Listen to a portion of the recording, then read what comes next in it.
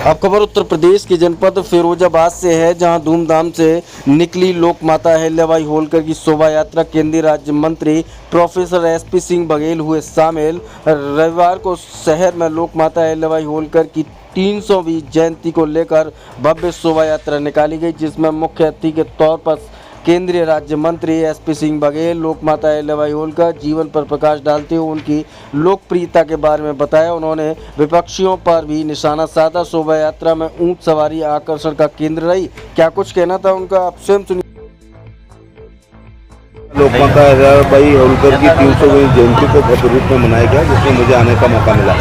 मैं कमेटी का धन्यवाद देना चाहूँगा। जो जात वर्ग क्षेत्र धर्म अपने पुरखों का सम्मान नहीं करता, वो कभी आगे नहीं बढ़ता। पुरखे भी ऐसे हों जिन्होंने 12,776 मंदिरों का निर्माण कराया। पुरखे भी ऐसे हों कि इंग्लैंड में बच्चा रोता था तो नेम कहती थी चुप हो जा, नहीं तो होलकर आ जाएगा। हमारे पुरखे ऐसे हों जो हिंदू राष्ट्र की चौकियाँ होलकरों का राज्य होता था। पुरखे ऐसे हों जिन्होंने अपने राज्य से बाहर तमाम मंदिर, कुएँ, धर्मशालाएँ, बावड़ियाँ और राजमार्ग को बनाने का काम किया। इसलिए बाकी राजा रानियों के पेट से पैदा हुए हैं, होलकर तलवार से पैदा हुए हैं। इसलिए हमें उनका जयंती को और भी भव्य रूप से मनाना चाहिए। और बघेल माता ना बनाएं, 250 साल पहले वो लोक माता थी।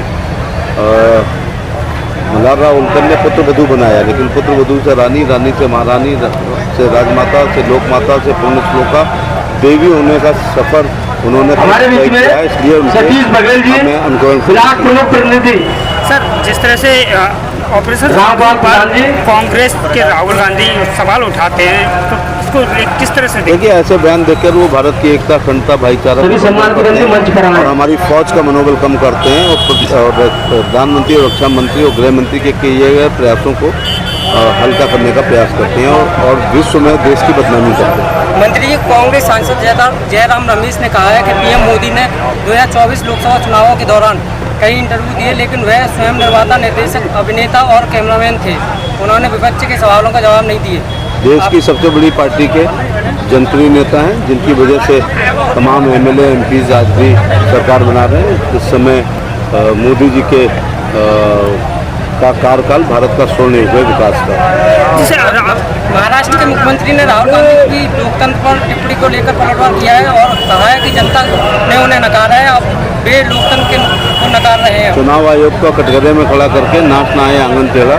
जब कर्नाटक में कांग्रेस की सरकार बनती है तो ईवीएम और चुनाव आयोग अच्छा होता है। जब पंजाब में कांग्रेस की सरकार बनती है तो ईवीएम अच्छी होती है। जब आम आदमी पार्टी की दिल्ली में 3 बार बनती है तो ईवीएम अच्छी होती है। जब सरकार चली जाती है तो बेचारी ईवीएम को, चुनाव आयोग को कटघरे में खड़ा किया जाता है। आसाम के मुख्यमंत्री ने कहा है कि असम सरकार विदेशी नागरिकों को निष्कासित करने के लिए 1950 के कानून का अवैध रूप से कोई भी व्यक्ति यदि भारत की सीमाओं में आता है, ये अपराध है। मैं मुख्यमंत्री की बात से सहमत हूँ। स्वतंत्र कनाडाई पत्रकार एक भी भारतीय बिना पासपोर्ट और वीजा के किसी देश में जाकर रह सकता है क्या? सर, अखिलेश यादव को आखिरी मुगल शासक बताया है क्या? नहीं, मुगल शासक तो नहीं थे, लेकिन उनकी वर्किंग में झलक जरूर दिखाई पड़ती है कुछ कुछ।